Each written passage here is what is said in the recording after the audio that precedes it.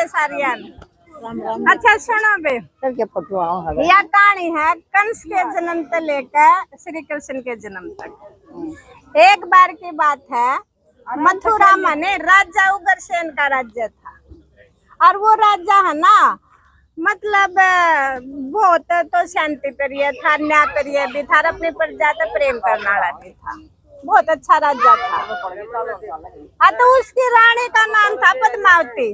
और वह रानी है ना, उसकी बहुत सुंदर थी, राजा उग्रसेन की, और पतिव्रता नारी भी थी। अतः एक दिन वानु अपने बाग में टहल रही थी। तो टहल रही थी तो एक राक्षस ने उस राजा उग्रसेन का रूप धारण करके और इसके गेला छड़ कर दिया। इसने सोचा अगर राजा उग्रसेन है, लेकिन जब है ना ये होश में आई ना, तो इसने सोचा अगर तेरी गेल तो छड़ हो गया। तो यह तो एकदम है ना सदमे में बैठ गई और फूट फूट कर रोने लग गई। इसके दिल पर घनी चोट लग गई और इसने न्यू भी महसूस होया तेरी कोख में है ना जो यू राक्षस आया था, इस राक्षस का अंश पड़ रहा है। पर इसने यह चिंता होगी अब यू तेरी कोख में दिन पर दिन बढ़ता जाएगा, यू तो राक्षस का अंश। हाँ, तो फिर यो है ना, मतलब जब पैदा होया ना, तनु कहा ये अपशगुन भी बड़े हुए, नु कहा बना बादल तो बिजली चमके, सारे पशु पक्षी चंगाड़ मार और धरती पर मतलब नु उल्टे पुल्टे है काम होने लग गए। तनु का सारे ज्योतिषिया ने फिर नु घोषणा कर दी थी अगर जो यू बच्चा पैदा होया है ना, यू भी नॉर्मल आदमी का नहीं है, यू ना इसके विनाश के कारण बनेगा इस राज्य के। हाँ, तो फिर भी जो राजा उग्रसेन था ना, वो अपनी पत्नी का इतना प्रेम करा था, वो अपनी पत्नी के प्रेम में अंधा होकर उसने ना यू बेटा स्वीकार कर लिया।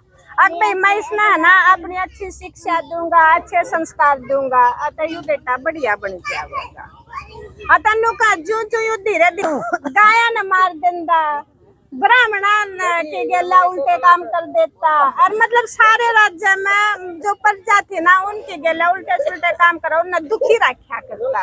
इतना क्रूर हो गया ये।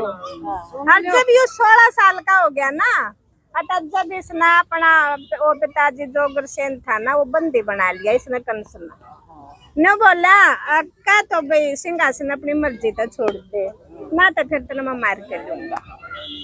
अब का इसके जो रानी पद्मावती थी ना, इसकी माँ, उसका तो बेचारी का आँखा में आंसू पड़ा और सदमा फेर लग गया उसका। देख इसने तो यू इतने प्रेम तो पाया, अब देख यू फिर भी अपने पिताजी के साथ के कर रहा।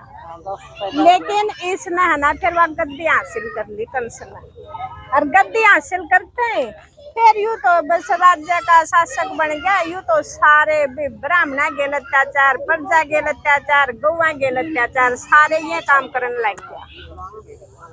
और फिर उससे राज्य में यह जो देवकी थी ना इसकी बाण है, यह वासुदेव तो प्रेम करे थे, और वासुदेव भी राजा था ये दो वंशिया का। हाँ, तो जब इसने पता चला ना यू अपनी बहन तो बहुत प्रेम करे था कंस से, तो इसने अपनी बहन की शादी वासुदेव तो तय कर दी। तो सारा मथुरा जगमगा गया जब शादी का टाइम था।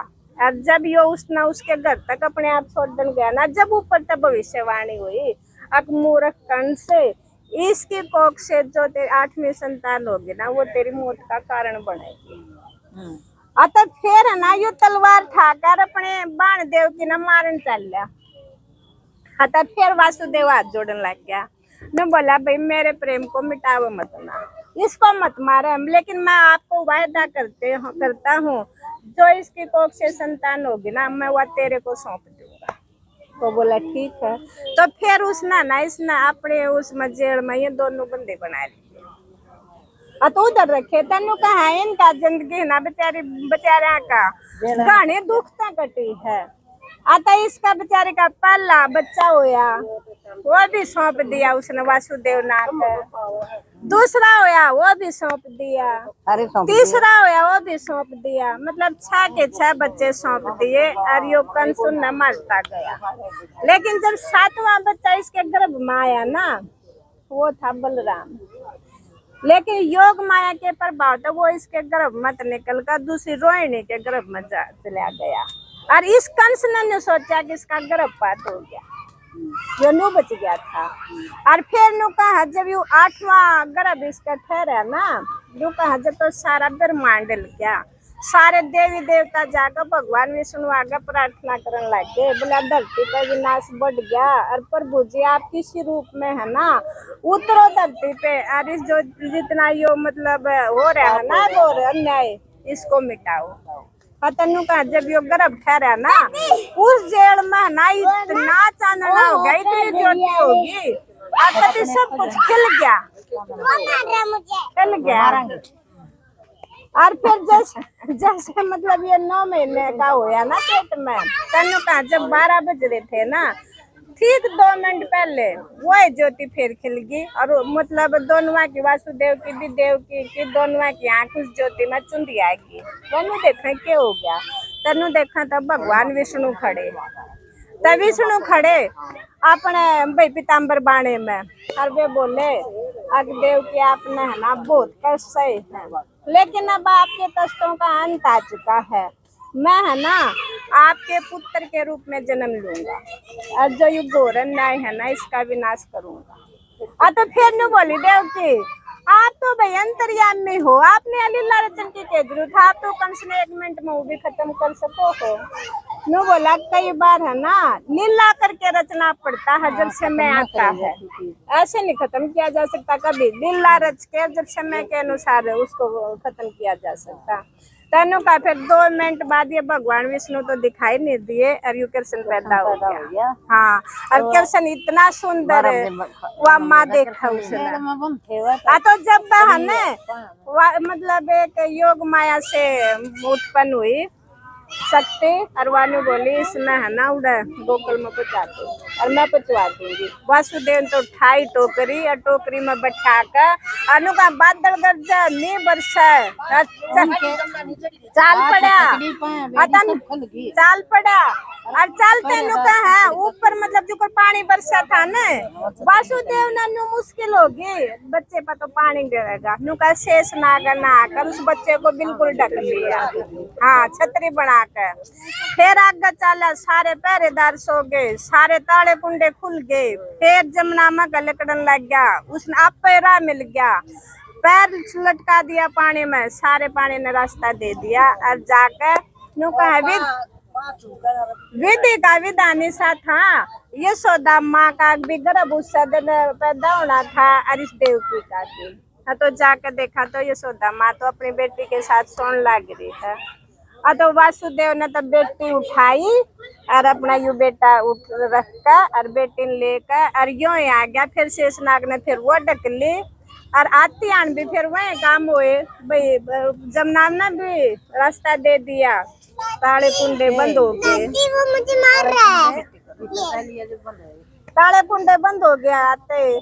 तो फिर जब कंस ने बेरा पाटा ना, कंस ने वाला लड़की लेकर जब पत्थर का मारन लग गया ना, जब वह ऊपर उठ गए, ऊपर उठते उठते भविष्यवाणी हुई, बोला कंस तेरा मारने आता गोकुल में जा लिया। हाँ, तो फिर उसने चिंता होगी कंस ने, उसने बुरे बुरे सपने आवे कीर्तन ने तो मारेगा। तो फिर इस कंस ने है ना एक धनुष यज्ञ रचा, हक भाई सार सबको ना इस धनुष यज्ञ में बुलाया जा रही, धनुष तोड़ना है, और शिव का धनुष है, पीछे पल्ला भी को ना सब खड़े खड़े देखे। तनु कहा जब बलराम आया और श्री कृष्ण भगवान आए तो दो अच्छे मजबूत मजबूत पहलवान तैयार कर रखे, अब थामने दोनों नहीं है, दोनों खत्म करने। हाँ, तो एक तो जो था पहलवान बलराम ने मार दिया और एक श्री कृष्ण भगवान ने मार दिया, दोनों खत्म कर दिए। फिर गुस्से में आकर कंस अपनी तलवार उठाकर फिर श्री कृष्ण भगवान ने मारन चल रहा है। तो फिर भी इसने नु कही कंस तूने ना धरती पर पाप बतेरे कर लिए, लेकिन एक भी माफी मांग ले, पश्चाताप कर ले, मैं तुम्हें फिर भी छोड़ दूंगा। लेकिन फिर भी कंस ने उसके मुंह पर थूक दिया। मुंह पर थूक के पास जब श्री कृष्ण भगवान ने यो अपना मामा मारा था कंस, तन्नू का जब जब इस धरती पर बुरे कर्म होते हैं ना, तो जब तब भगवान का अवतार होता है, तब घोर अन्याय हो गया था। इस अन्याय न इस धर्म न मिटान खातर जब विष्णु भगवान को कृष्ण के रूप में जन्म देना पड़ा था। हाँ, तन्नू का लेकिन ये बामने सब न है ना, श्री कृष्ण भगवान की उन जो अच्छी अच्छी बात की वह सीख कर आराम ने उससे दिशा भलाई करनी चाहिए, बुरे काम मत बचना चाहिए। हाँ, बस कुल मिला के हाँ कामल भी बताइए कामल ना तो